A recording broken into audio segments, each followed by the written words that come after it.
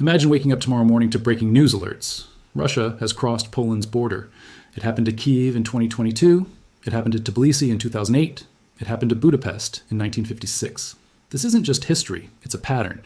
And Vladimir Putin isn't breaking that pattern. He's waiting for his next opportunity to repeat it. But this time, something is fundamentally different. This time, on the other side of his border, a military force is rising. A force unlike anything Europe has seen in the last 30 years. Large in numbers and armed with the most lethal tanks. A force that is actually genuinely ready. Poland looked Vladimir Putin directly in the eyes and decided to protect itself. Today, we're going to break down exactly how one country assembled Europe's most powerful tank army in just a few short years. Which tanks are involved, why this specific combination is pure strategic genius, and why Vladimir Putin loses sleep. If you're new here, hit subscribe. The True Time Conflict explains the things other channels skip over. First, some necessary background. A lot of people assume tank warfare is a relic of history, a World War II concept. Afghanistan, Iraq, drone strikes, that's modern warfare. Tanks, outdated, obsolete, finished. That assumption is wrong, and Ukraine proved it beyond any doubt. When Russia invaded Ukraine in 2022, the Kremlin's plan was straightforward: 3 days to Kyiv. Why?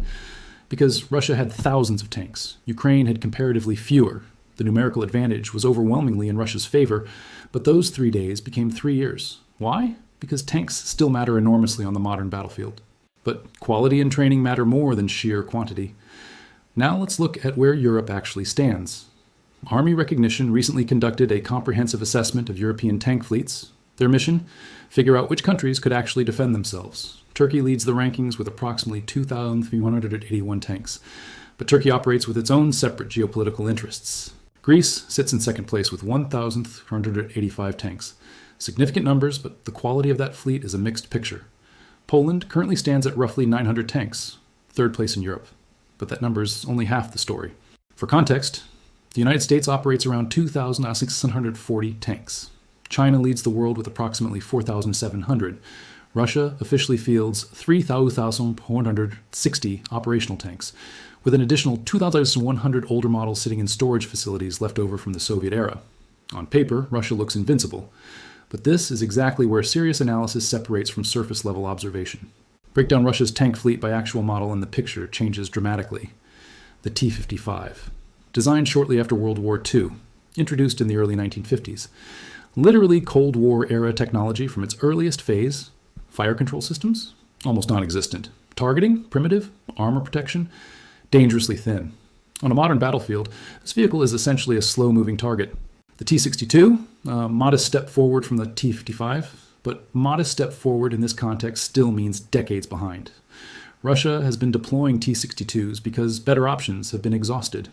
That fact alone tells you everything about the state of Russia's reserves. Older T-72 variants, a reasonable design for its era, but lacking modern fire control, thermal imaging, and digital battlefield management systems. Effective in 1973, increasingly vulnerable today. The T-90, Russia's best current production tank. Genuinely capable, with meaningful upgrades in protection and targeting. But here's the critical point. As a percentage of Russia's total fleet, T-90s represent a surprisingly small fraction. The T-80 developed concurrently with the T-72. Some variants are decent, but the same fundamental limitations apply. Limited digital integration. So when Russia claims 3,160 operational tanks, the honest follow-up question is, operational in what sense? If you filter down to genuinely modern, competitive platforms, the number drops dramatically. Much of what Russia fields is equipment that Western tanks would destroy at ranges where the Russian crew can barely even see their attacker. Now look at Europe's apparently small fleets through a different lens. Germany has just 313 tanks. Just 313. But those 313 tanks are exclusively Leopard 2s, consistently ranked as one of the best main battle tanks ever built. France fields 200 Leclercs. The Leclerc is an autoloader-equipped, extraordinarily mobile, highly sophisticated platform. It would hold its own against virtually anything Russia currently fields. The United Kingdom has 213 Challenger 2s, with the upgraded Challenger 3 standard now coming into service. Quality versus quantity, that's Europe's real answer to Russia's numbers game. And then there's Poland, which wants both. What Poland is doing today is genuinely unprecedented in post-Cold War European defense history, because Poland didn't choose one best-in-class tank. It chose 3. Think of a football team that combines the playing styles of 3 different world champions simultaneously. That's the strategic logic Poland is applying to armored warfare. Tank number 1, the K2 Black Panther, South Korea. The K2 is broadly considered by military analysts to be the world's most technologically advanced production tank. South Korea designed it for the peninsula's challenging terrain, but its technology is relevant on any battlefield on Earth. Engine, a 500 horsepower, top speed of 70 km/h, faster than most of its competitors. With its automatic loader, the K2 can fire up to 15 rounds per minute, even while moving at speed. Sensors, world-leading radar systems with hunter-killer capability, tracking and engaging different targets simultaneously. The KSTAM-2 is a smart munition that travels in a high arc like artillery and strikes enemy tanks from above. Protection includes composite armor and a soft kill active system that detects and counteracts incoming missiles before they arrive. The K2 is a rolling supercomputer, seamlessly sharing data with drones, aircraft, and ground units in real time. Poland currently operates 180 K2s and has ordered 1,000 more in K2 and locally produced variants. Tank number 2, the M1A2 Abrams, United States. America's premier main battle tank, combat proven across 3 decades of warfare from the Gulf to Afghanistan. Poland operates 117 M1A2s, the latest variant, plus 116 M1A1 predecessors. The Abrams' legendary survivability and fire control have made it the dominant Western tank for decades. The Abrams carries a crucial advantage. It's a known quantity.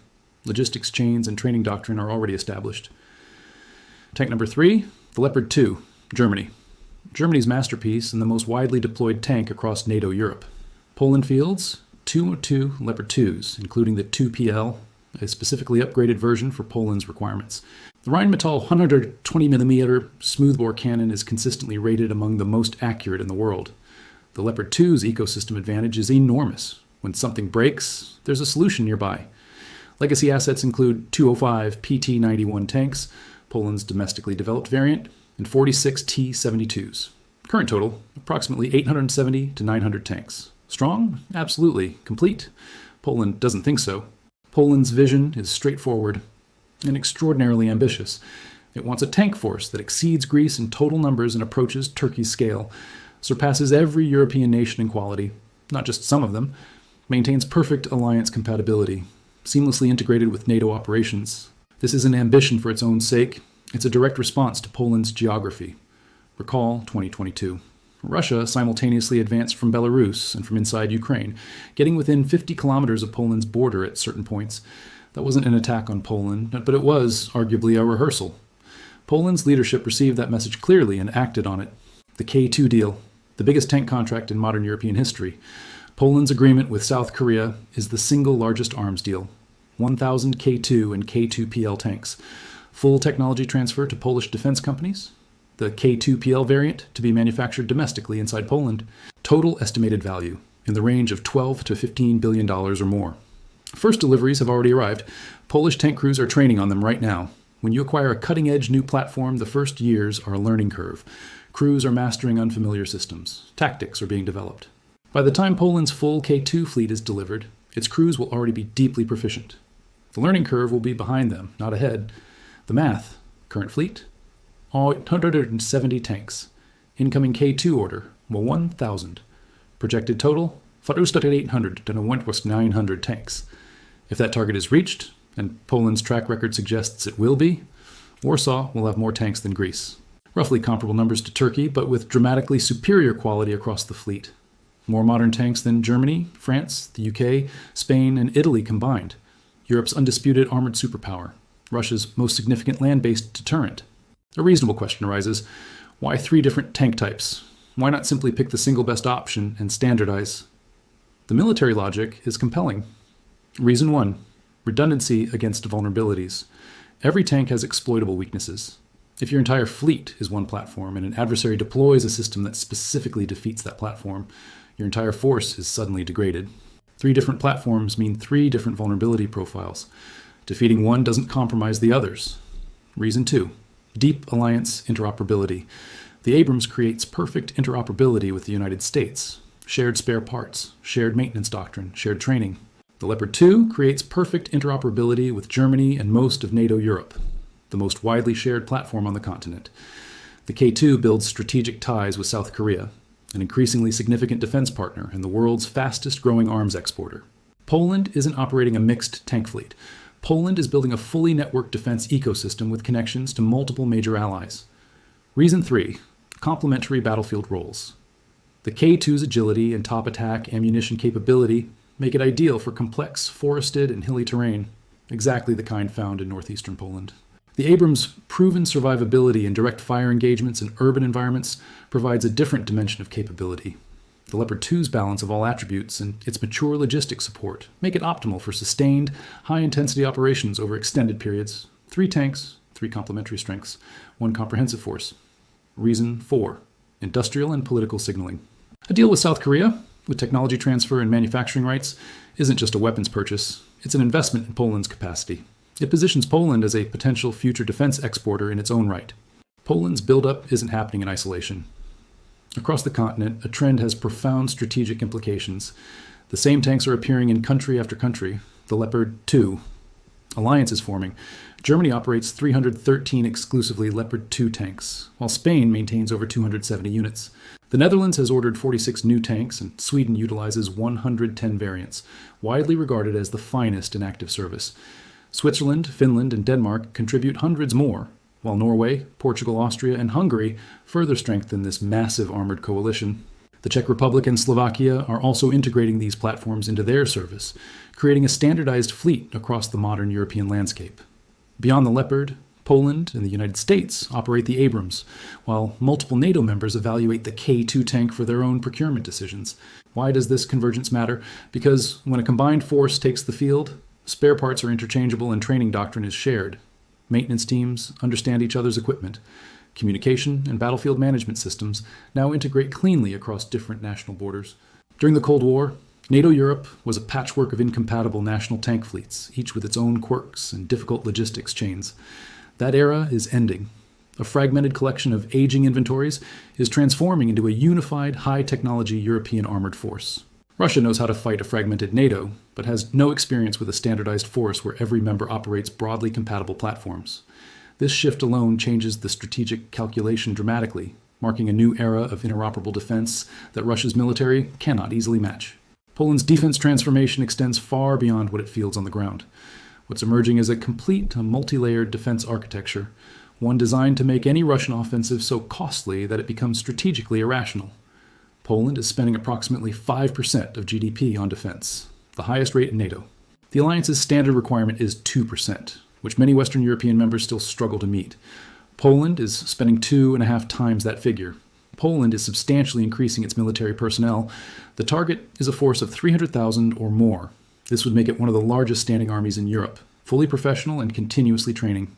Poland has launched systematic programs to train civilians in defense and medical skills. Ukraine's resilience was an armed, motivated civilian population that could assume defensive roles when the professional military was stretched thin. Poland is building that capacity now, before any crisis, rather than improvising under fire. In modern warfare, cyber attacks precede or accompany physical operations, disrupting command systems, communications, and logistics. Poland has invested substantially in cyber defense capabilities to harden against state-sponsored attacks. The Eastern Shield is a comprehensive fortification system along its entire eastern border, with Belarus and Kaliningrad. Anti-tank barriers, physical obstacles engineered to break up armored column formations and force attacking forces into prepared kill zones. Reinforced bunkers, hardened fighting positions from which infantry can operate with protection against artillery and air attack. Poland is specifically hardening its eastern approaches against drone swarms and loitering munitions. Sensor networks and early warning systems ensure no movement toward Polish territory goes undetected. This is modern, layered, defense in depth, a system designed to channel, slow, and ultimately defeat any attacking force. There is one final geographic reality that makes everything Poland is doing not merely wise, but essential. Look at a map of Poland's position within NATO. To Poland's north are the Baltic states, Estonia, Latvia, and Lithuania. All 3 are NATO members, but all 3 are connected to the main body of NATO Europe only through a single narrow land corridor. That corridor has a name, the Suwalki Gap. It is approximately 100 kilometers wide at its narrowest point. On one side sits Belarus, now functionally a Russian military staging ground. On the other side sits Kaliningrad, Russia's Baltic exclave, heavily militarized with troops, missiles, and naval assets. If Russia were ever to seize the Suwalki Gap, even temporarily, the Baltic states would be cut off. NATO forces could not reach them by land. 3 NATO members would be strategically isolated. Russian military planners know this. The Suwalki Gap appears repeatedly in Russian military exercises, including the large-scale Zapad exercises that simulate westward military operations. Seizing the gap is a documented Russian contingency. The defense of the Suwalki Gap falls primarily to Poland, specifically to northeastern Poland, where Polish tanks and the new Eastern Shield fortifications stand directly in the path of any such operation. Poland's 1 or 800 tank army isn't ambition. It's the minimum credible deterrent for the geography Poland actually occupies. After everything we've covered, one question remains: is this enough? The honest answer is that no military investment comes with guarantees. Warfare is inherently unpredictable. But what Poland has done is deliver an unmistakably clear message to Moscow. The calculation that made Poland look like an easy target in 1939, that calculation no longer applies. A country spending 5% of GDP on defense, operating 3 of the world's most advanced tank platforms, building toward an 1-800 tank force, training its civilian population, constructing layered fortifications. A country as a deterrent.